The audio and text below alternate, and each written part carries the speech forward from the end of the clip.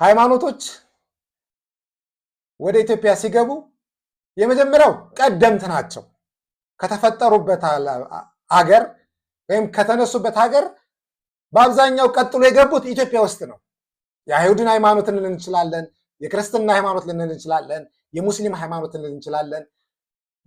ወደ ኢትዮጵያ ሲገቡ ምንም አይነት ግጭት ውስጥ አልተፈጠረባቸው። ይህን በታሪክ አላነበብኩም።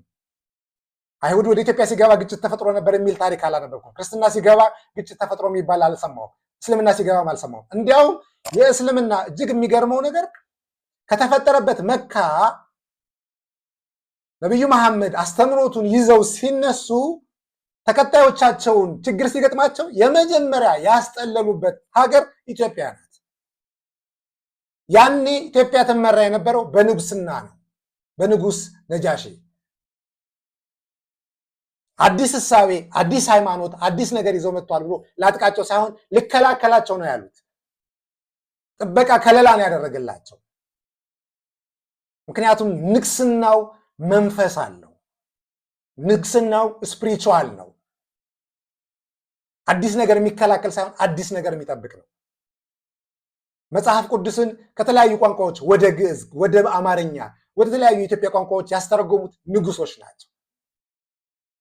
ቁርአንን ከአረበኛ ወደ አማርኛ ያስተረጎሙት ንጉስ ኃይለ ሥላሴ ናቸው፣ አፄ ኃይለ ሥላሴ ናቸው።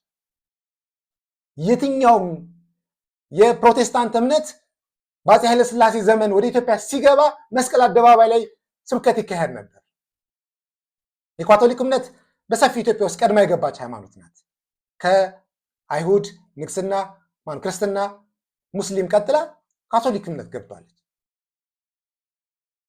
ስለዚህ የኢትዮጵያ ንግስና እሳቤው ራሱ መንፈሳዊነት ነው። አዲስ ነገር ተቀባይ ነው።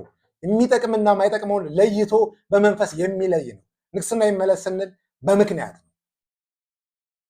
ለየትኛውም ለሃይማኖት፣ ለብሔር፣ ለዘር፣ ለቋንቋ፣ ለሰላም፣ ለአንድነት፣ ለመንፈሳዊነት ነው ንግስናው ይመለስ የምንል።